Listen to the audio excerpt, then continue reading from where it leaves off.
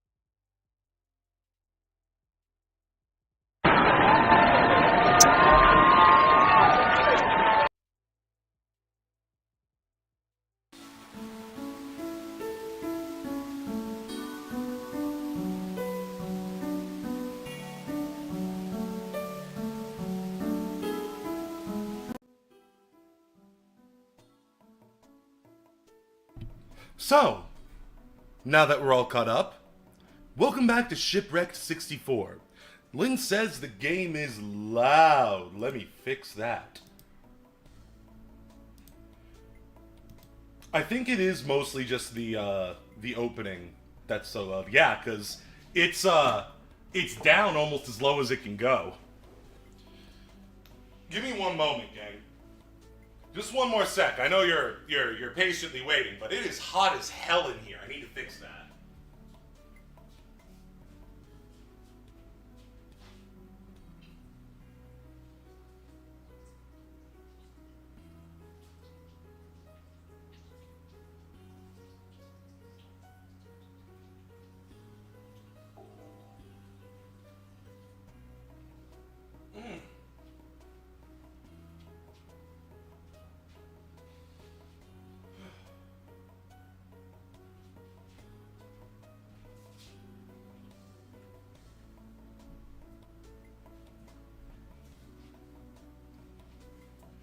Alright, air conditioner is activated.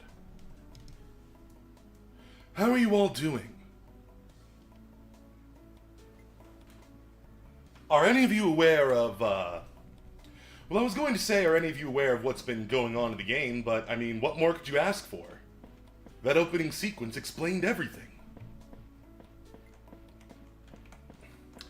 I have to confess something. It's not often that this happens, at least not since childhood, but this game gave me some weird-ass dreams. I think it was a mixture of playing Shipwrecked 64 and The Elder Scrolls 4 Oblivion right next to each other, but I don't know. I remember being on the island or in, like, an apartment full of these animal creatures, and at some point I think I was eating bread made out of bone meal? I don't know. My dreams get strange. Anyway, welcome back to Shipwreck 64. I, of course, am your #1 space boy Trip. Lynn, you say you're tired. Are you alright? Are you tired in a good way, as in you've worked hard today, and now you're ready to relax? Or are you tired in the kind of, like, you know, tired of life situation?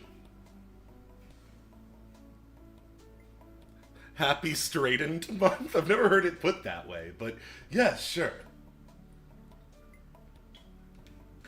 It is very fun that my birthday is right before Pride Month. I've never really put two and two together there, but I guess it was meant to be, huh? Tired from work. Understood, Lynn. Now, is the volume better, Lynn? How does it sound? How do I sound? Tell me how things sound. Much better. Good to know.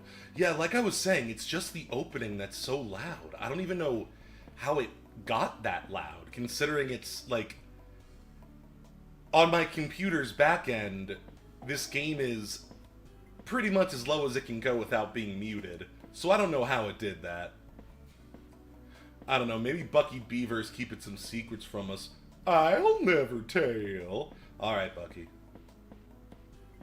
So let's go over the bonuses we've gotten to recap what we've learned, because we've been seeing... Guys, I gotta admit, this game... Trying to remember what happened in the last episode of this game feels like a fever dream. It started off as a clearly unfinished, very basic, but maybe having potentials for a sequel, early N64 platformer. That was, you know, brought back by fans. Allegedly. It went from that to...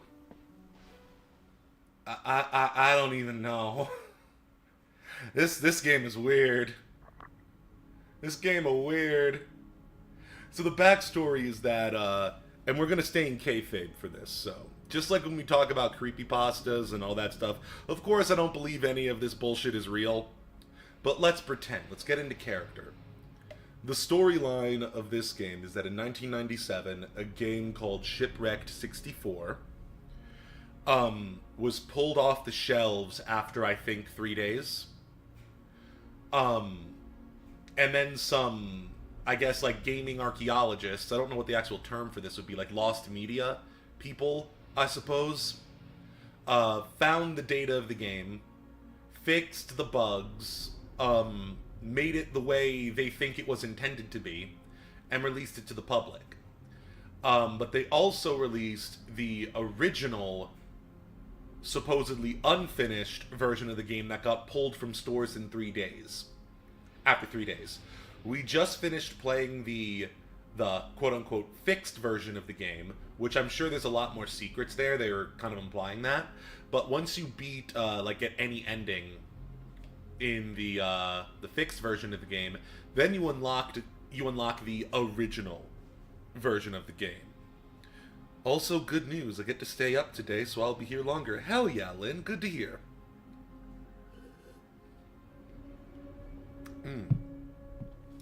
So, yeah. Also, I guess while we're here, notice the blue guy. We haven't met the blue guy. The blue guy doesn't seem to be in the quote-unquote finished version. But, who knows? Maybe there's some hidden stuff in the original version of the game. Now this says photograph, and I don't know how that can make sense. But I'm going to take them at their word that this is a photograph and not a drawing. And then this rat thing. The Studio Grounds Vandal. Some guy in a rat suit running around fucking with the developers, it seems. And I saw some footage of him in the game. Walter. Yeah, Walter is the walrus, right? Yeah. I don't know what the significance of this one is. It's just kind of blurry. I can't quite tell what's going on here. I have not, Lynn. I presume you have, though. And we've met Horns before. And this is just, I guess, them guessing at that it's concept art. Because remember, this was found by people who didn't... This was reconstructed by people who didn't originally make the game. So they just found this on the data files of the game. And they're just guessing this is concept art, which, I mean, looks like concept art to me. And then everything else is locked.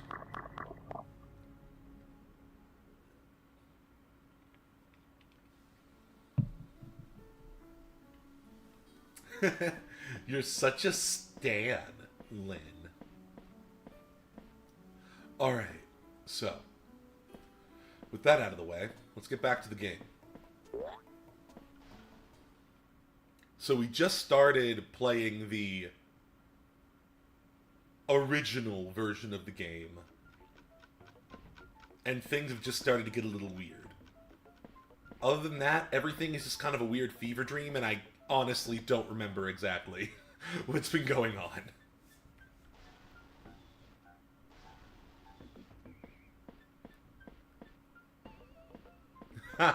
I know, Lynn. I just wanted to see how you'd react to that because I knew it's an Eminem reference.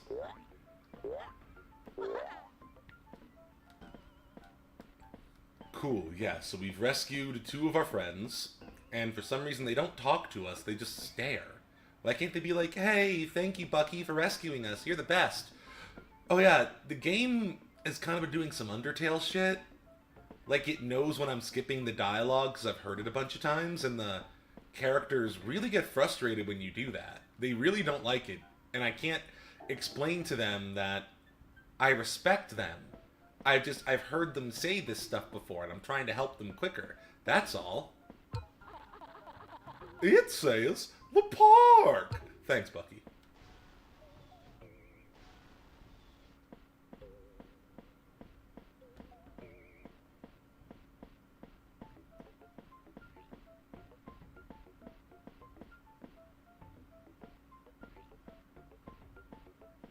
This music is interesting.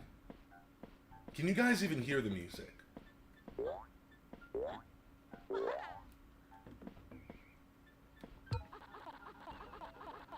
It says living quarters. You can hear it, yes, good. It's very strange, even for an N64 game. You know, some things in this game so far, a lot of it is reminiscent of Banjo-Kazooie. But just a little bit, I'm getting flashbacks of Glover. Does anyone remember Glover? It's not a story IGN would tell you. You see, Glover was like a B tier Nintendo platformer. I remember there being really cool commercials when I was a really little kid, where they were like acting like Glover. He's the new awesome badass mascot for Nintendo. Yeah, we love him. Ooh, yeah, let's do Fortnite next Friday and Rocket Racing. So yeah, Glover. Glover was made out to be like the hottest new thing in platformers, and then I owned the game, and I remember liking the game quite a lot. But, you know, I was a small child, so who knows if the gameplay was actually good. But I liked the game a lot, but it had the eeriest, most uncanny, liminal vibes to it. And as a small child, I could not understand if it was meant to be scary, if it was meant to be funny, if it was meant to be tongue-in-cheek. It really threw me off. And some of this music is giving me those vibes. Just a little bit. Let's see if Chief Wolf has anything different to say. Or Connor, as he's known here. I'm assuming this is some stand-in for a developer Easter egg, or something like a developer talking directly to us. Do you see that? Really soak it in. Yeah, this is the same. Hundreds of polygons all working together to create the illusion of video games and a real living, breathing world. Yeah, like I was saying before, like Connor and I have a lot in common. Like clearly he has the same passion for video games that I do. I got no problem with this Connor character, even if he is wearing the skin of Chief Wolf. I'm sure it's fine. I'm really trying to explore because they're implying that there's a lot of stuff off the beaten path. Even in the fixed version of the game, not even just the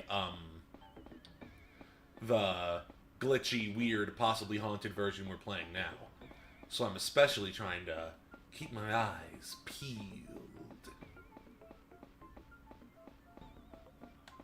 And since we've beaten the game normally once, now I'm going to allow myself and my pride to lose on purpose sometimes, because I hear a lot of the interesting stuff that happens in this game. Not all of it, as we've clearly seen, but a lot of the interesting stuff in this game happens when you lose repeatedly.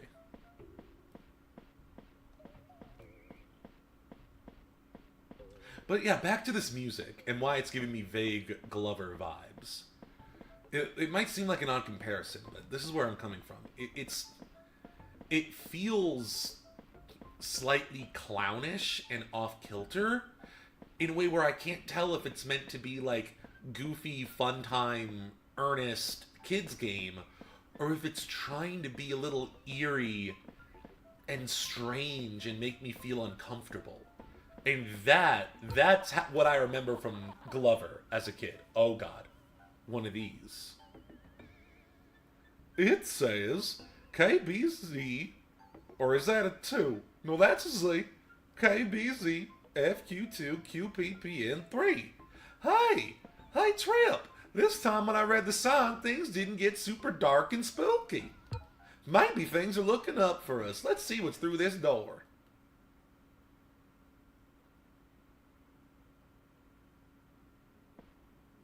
Oh, I remember. Yeah, we didn't finish exploring here. That's right. I remember this place. This isn't related to the main quest either. I guess even in the fixed version of the game, there was apparently a lot of stuff off the beaten path that we didn't see. Oh, what did they do to my boy Horns? He wasn't that bad. He never even hurt me. Sure, he was chasing us around earlier. What is this? Oh, wait. This is that bonus thing we saw. It looks like Walter. Strange. Come meet Bucky's right-hand man, Walter Walrus. Why would he be here? We just crash-landed on this island. Frontier Street at 6 to 8 p.m. Tuesday, Friday. Only at Studio Grounds. Copyright Broadside 1996. Okay, Studio Grounds, I think, is the name of the development studio. So this is straight up... What? Is this... Oh, I guess this has to be some kind of Easter egg or debug location that we're not supposed to be at. Because remember, the sign was all scrambled gibberish. So maybe we're behind the curtain of the game world. What? 2? Oh, was that just a question mark? I don't know.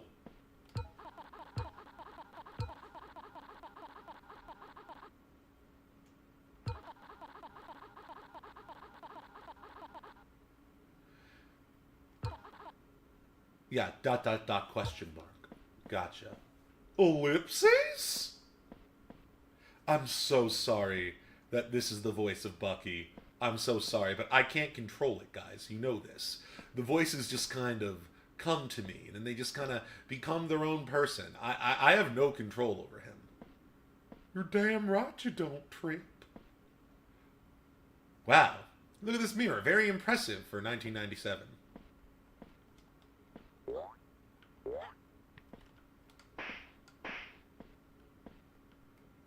You asleep? You asleep? Wake up! Must be asleep. It's a note about obelisks. Today, me and Liz were listening to music. Suddenly, the song changed, and a loud rumbling was heard. Oh boy. 3 large obelisks began to rise from the water. Golden statues of the 3 pure souls rested on top. The 3 pure souls. Are we supposed to know what that means? Lynn says... sorry, choked on my own spit there for a second, excuse me. Lynn says, Crash Team Racing had a massive day today. The launch of a fully functional and fan-made online multiplayer mod. Nice! And hopefully no corporate bigwigs try to shut it down because they're cucks. Oh, that's the end. Huh. The hell does that mean? Gee, Trip, your guess is as good as mine.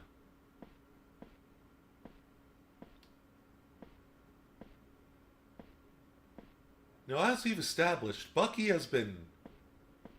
We're presuming this takes place in a kind of like a Wreck-It Ralph style universe where video game characters are alive. Bucky's been trapped in this forgotten, failed game since 1997. Just kind of reliving this shit.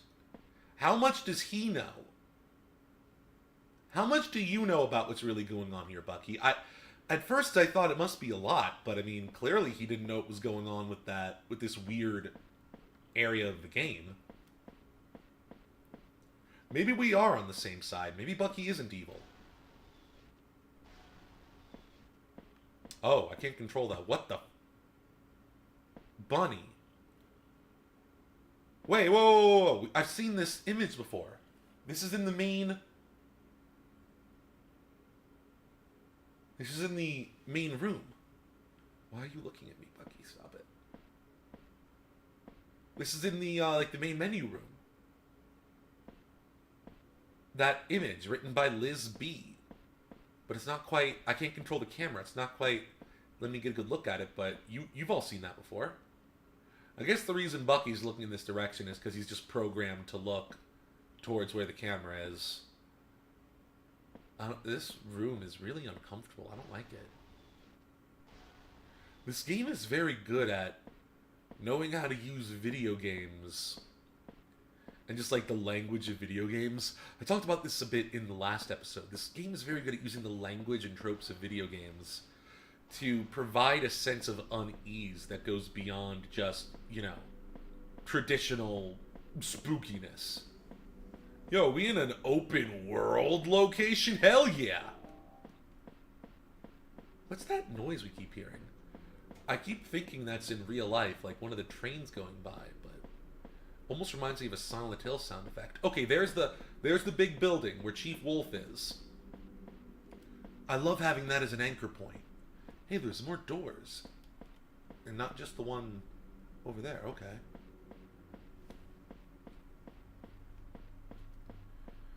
I would love that so much, Linsidious. I would love very much for that to be a thing, what you've just described.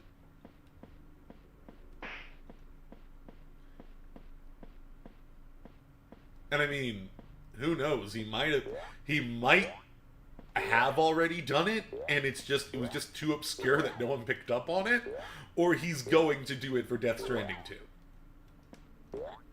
I mean, people are already saying that the trailer for Death Stranding 2 was a bit of an ARG. With those strange letters that were in people's mouths.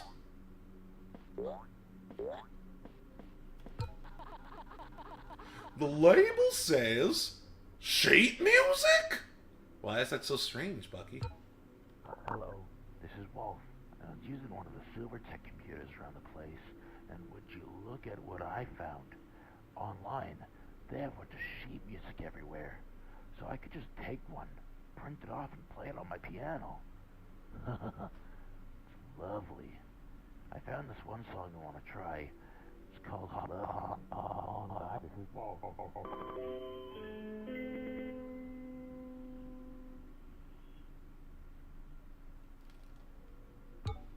We're going to need to turn this up. Because I hope I'm not going to make it too loud, but I can barely hear when people are talking, even though other stuff. This game isn't really... The audio isn't necessarily mixed well, I'll say. Because the voices are much quieter than everything else in the game. So I just needed to raise that volume a little bit. Let me take a little sip of my drink. Oh yeah, by the way, I have a bowl of broccoli next to me on one side, and a plate of prosciutto on the other side, and I'm kind of have like a shoulder angel and a shoulder devil trying to make me pick one over the other. But yeah, I did just get some new groceries, so I'm enjoying some of that while we're playing. I also made myself a little cocktail. Yes, Lynn, prosciutto. Indeed, I know you love prosciutto. I love prosciutto too, but I try not to eat it too much.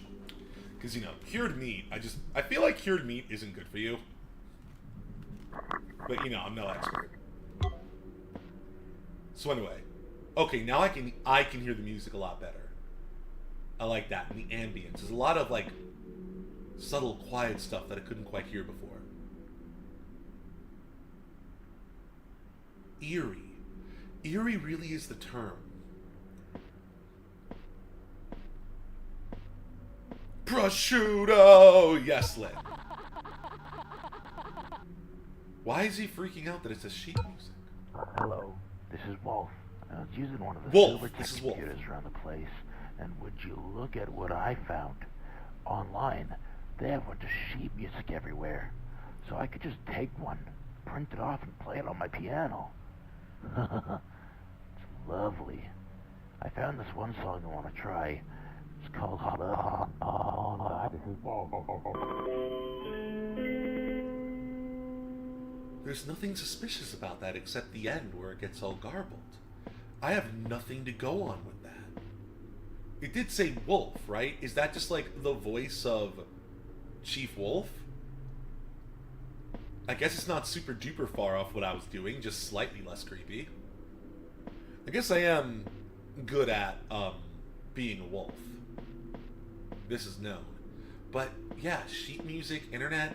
This just makes me wonder more about what the state is of this island that we're on.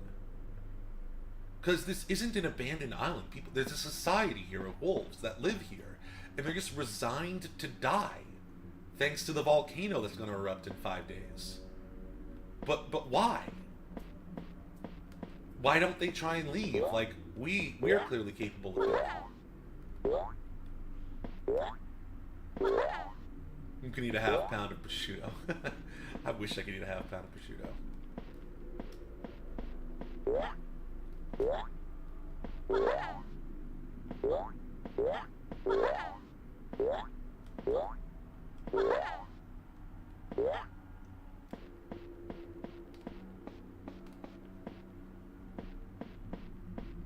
there anything else around here?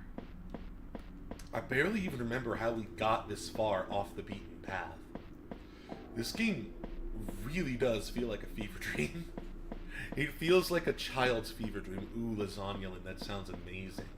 Lasagna Lynn. Mmm, delicious. Windmills. So what's that big old statue? Is that some statue to, like, Teddy Bear Hitler or something?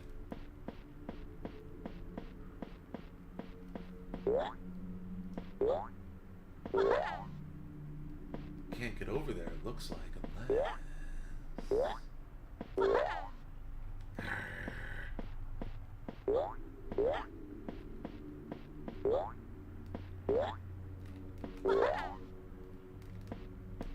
Okay, I'm learning how the jump works. There doesn't seem to be much of a cooldown.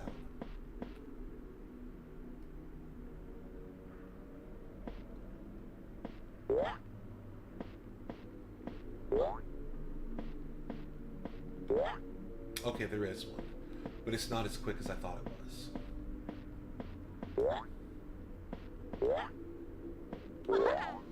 Okay.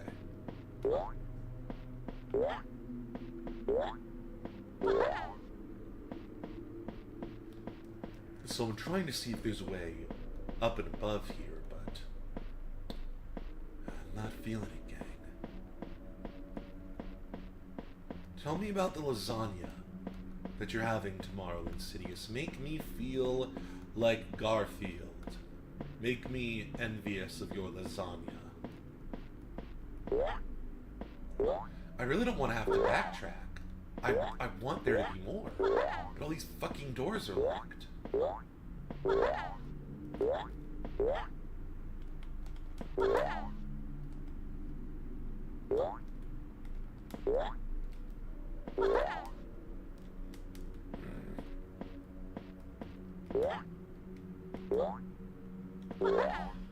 Oh, tell me the types of cheese. You better be putting more than one type of cheese in there, Lynn. Ooh, I haven't had lasagna in a minute.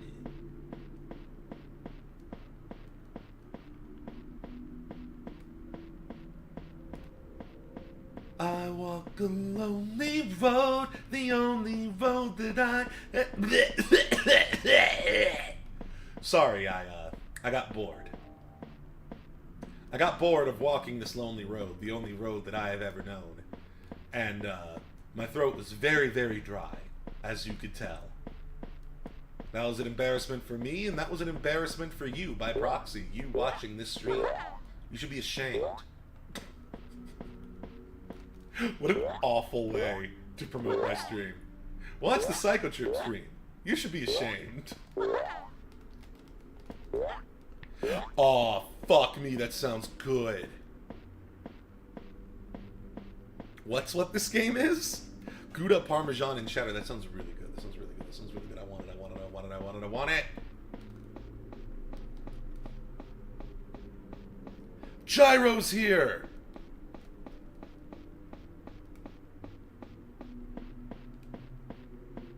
Gyro, do you know anything about this innocent children's game that we're playing right now? And that's why we like it. Thank you, Gyro.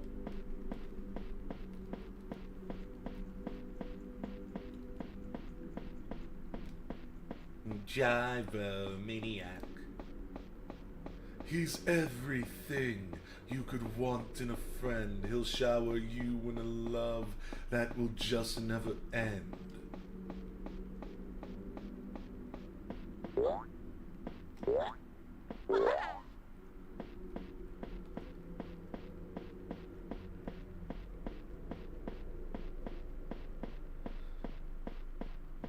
Is this a bootleg Banjo-Kazooie? Basically. Gyro, this is basically a bootleg Banjo-Kazooie. You figured it out. Okay, let's head back. I can't find another way through, and all these other doors are locked. Gyro Maniac.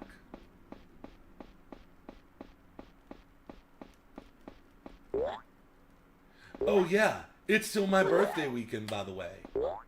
So if you guys want to support the stream, hit that follow button, hit that subscribe button, send those bits, hit that donation button if you just want to put some money in my hand right now to, I don't know, buy some gay porn or whatever you freaks want me to do with the money you send me. Oh, you nasty boys. Why do you hate Mark? What did Mark do? RXBC. Hate Mark. Okay, I see 5 hash marks and then not. RXBC 5 not hate Mark. Understood.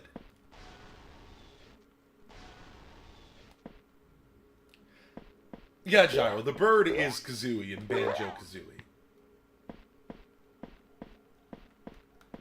Still this forced camera perspective again. Okay, let's see. What about what's over here? What's up here?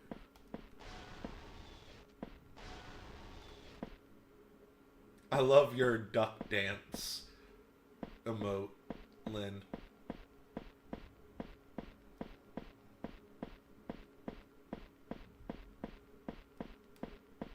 Meow, meow, meow, meow.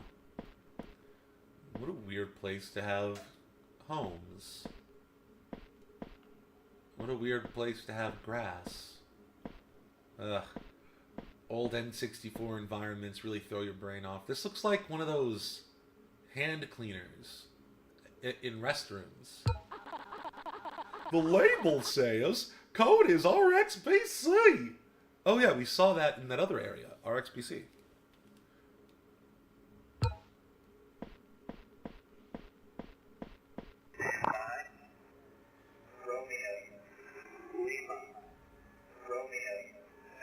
It's a goose, gotcha.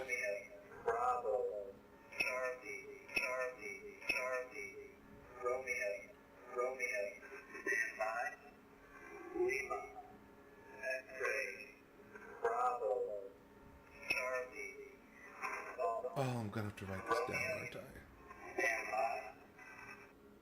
Suck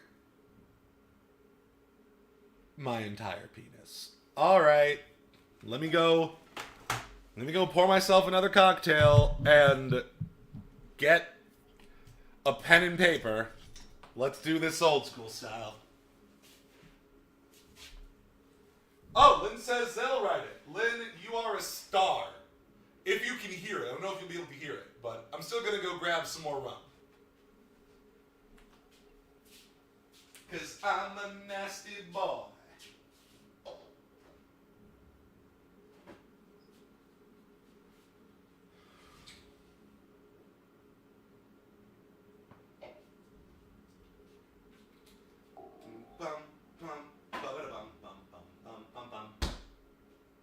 Oh, you nasty boys. Get nasty.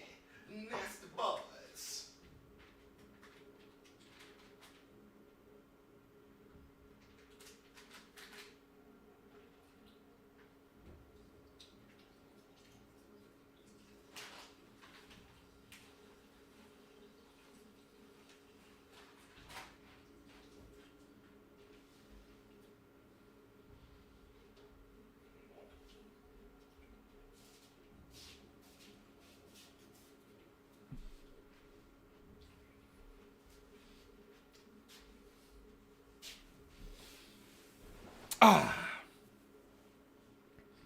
Now we're back. Let me take a sip.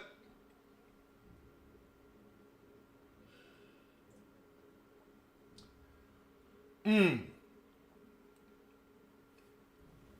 only 3 kinds of liquor your boy Trip really drinks.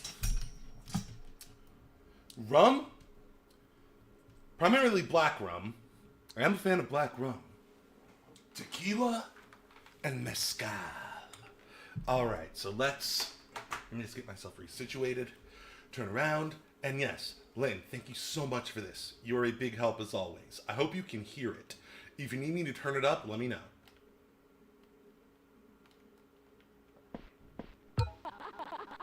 The label says code is RXBC.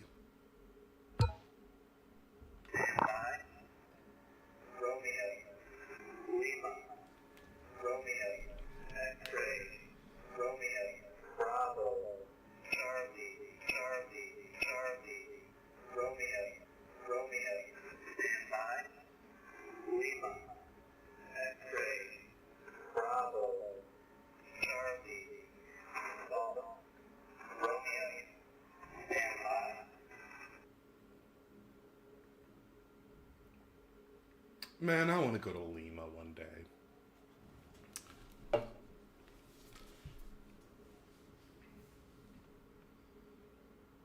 Wow, both of you got... It looks like you both got different things. Let's try Lynn's first. Thank you both. I appreciate you all. And to all, a good night. Or something.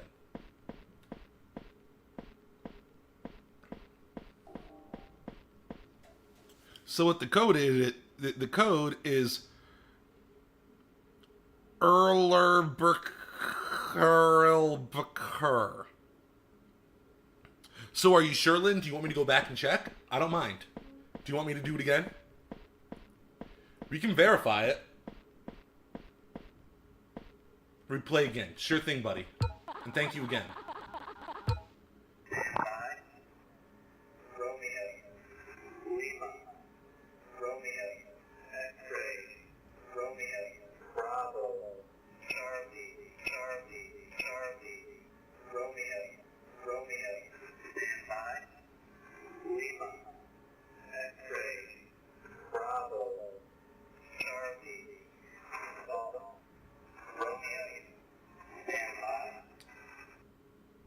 I think Gyro was really close. There was something...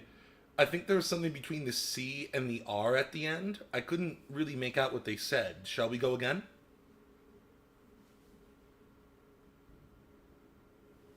I'm gonna do it again and see, just for me, so I can run it by what you both did. Okay, let's do it again. We're gonna solve this mystery together, gang.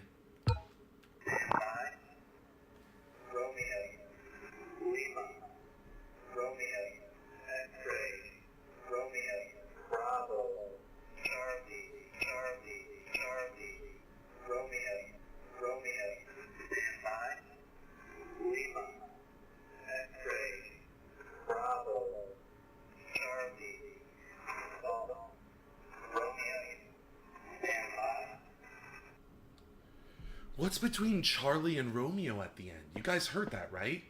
He said something else. I think Gyro's was closest. But there's something missing between the last Charlie and Romeo. There was something between it. Let's try it one more time. Foxtrot or India? Lynn, I think your head's in the right place because I think it was a completely different letter they're talking about. So I'm gonna listen to it again with that in mind.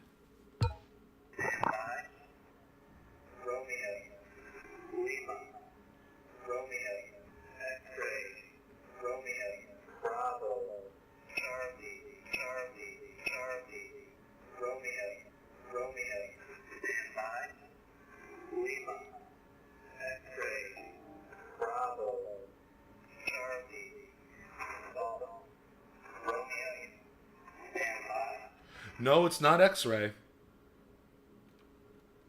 They definitely didn't say X-ray in between the last Charlie and Romeo. Let's do it one more time.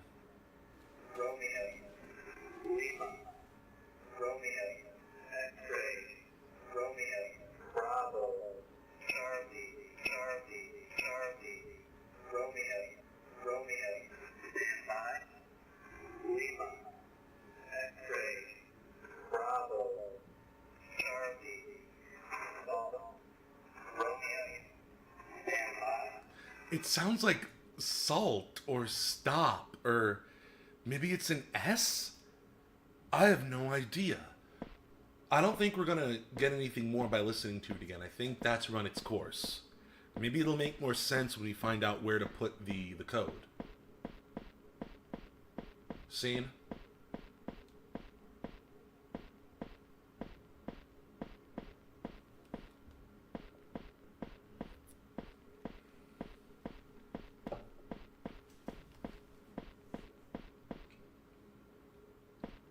Who is this? It's another beaver. It's not me, though, is it? How could that be possible? Remember, we're not from this island. The people on this island don't know us and seem to be slightly unsettled by our presence here. So clearly this can't be me.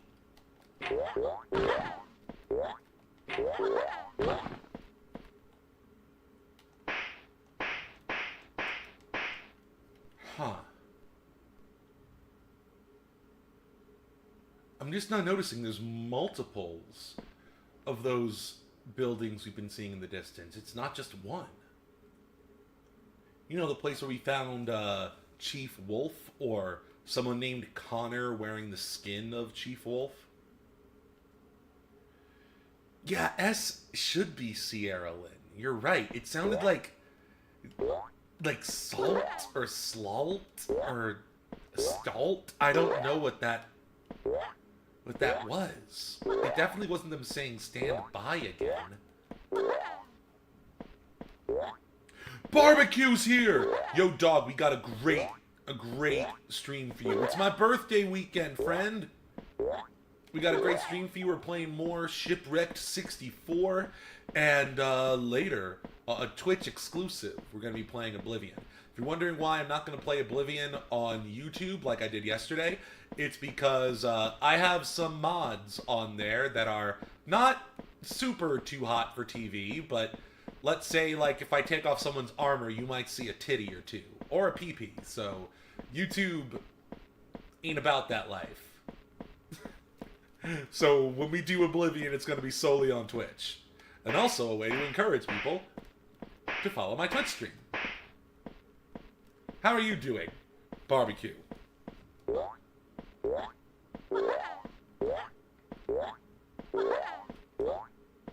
Oh, new door! New door! New door! No, no, no, no, no, no, no, no, no, door! But why is there this parts thing? Are there parts around here that I need to... It says Shipwrecked. Okay, I think this is some kind of, like, behind the scenes at the Truman Show thing, like I was saying earlier. Because remember, this whole area was behind a door with a scrambled sign. So I think we're in some kind of developer debug area, or maybe like in unfinished test level or something. And there's a lot of assets in the game all over the place. It's a photo of the Wolf Chief. Congratulations on the migration. I know times have been hard lately. Broadside's influence is very heavy up there. Broadside. So is Broadside the publisher of this game?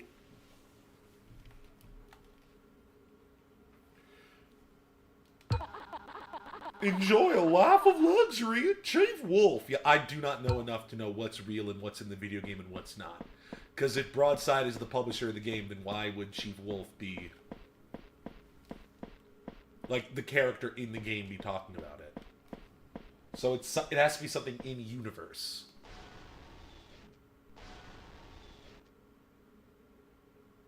G. Thought it was a G, Lynn. Golf. Okay. Oh, no! Guys, again, brilliant example of using the language of video games. I love this. I hate it because I'm scared shitless right now, but thankfully there's people watching, so I'm not paralyzed like I often am in horror games. But let me explain to you why this is great. Let me explain why the developers of this game have my utmost respect so far. The game taught us that this color means not to move. That was the whole point of one of the mini games. Remember? I think it was to help out Walter. We had to not move whenever the screen got dark. And I guess the N64's interpretation of darkness in this time period was make it blue as well. But we haven't been told not to move when it's dark in this area. And we kind of have to move if we want to keep exploring, because it's not getting light again. So we're going to need to take some steps. And of course, the camera's at a fixed camera's at a fixed angle again. Oh, that sucks.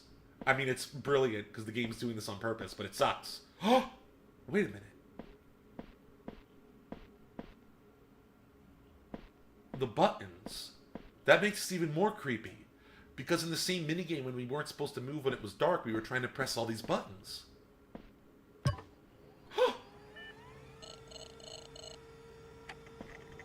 Where are we? They're watching us.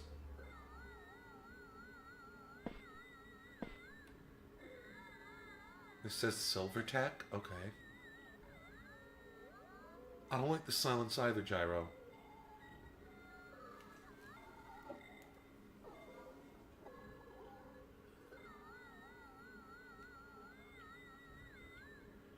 Huh. You know, I didn't do that. I didn't jump on the boat when we were in that area. Oh! Secrets! You told me of a secret! They told me of a secret! We found an area that told us about secrets!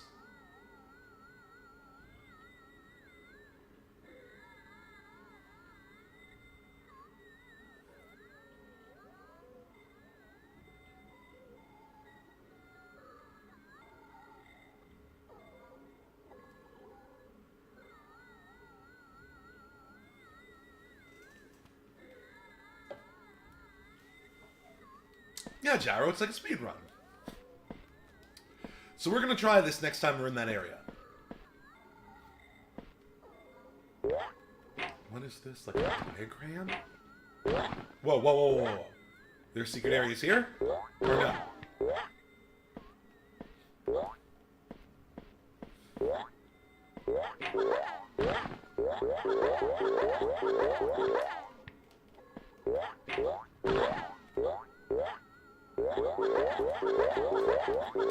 Don't you let me get stuck here, bitch. I swear.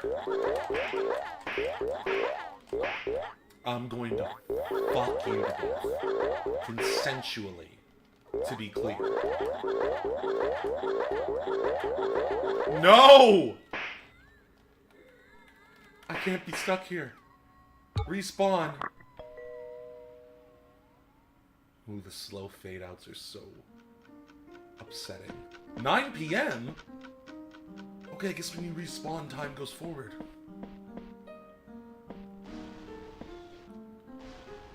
Damn it, I want to go back to that place. I don't even remember how we got there. It was through the false wall. No, it was through the door with the scrambled sign.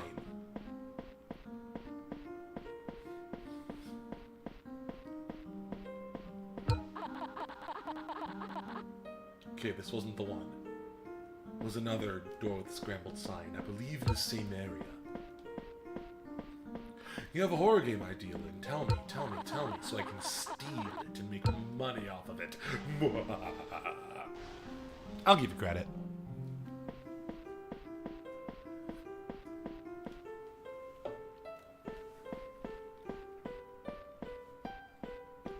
The music is different.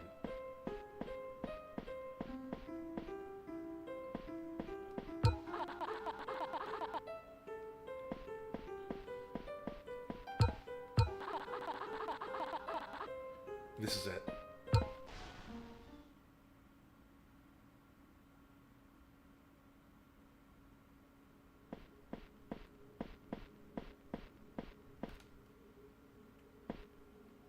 The boat. I can see it. I can see the false wall glitching out up there. Got this. We got this. You and me, Bucky, comrades forever.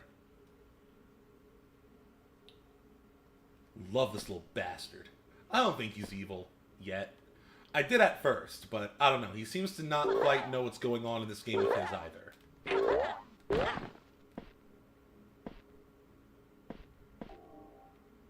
Okay. Oh, okay.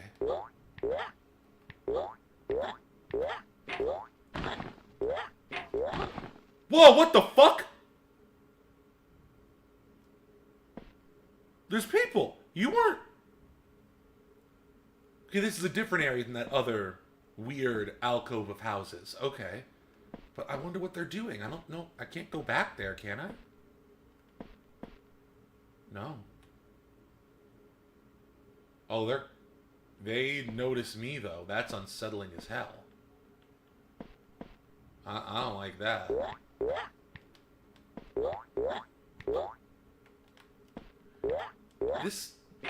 There's an entire civilization.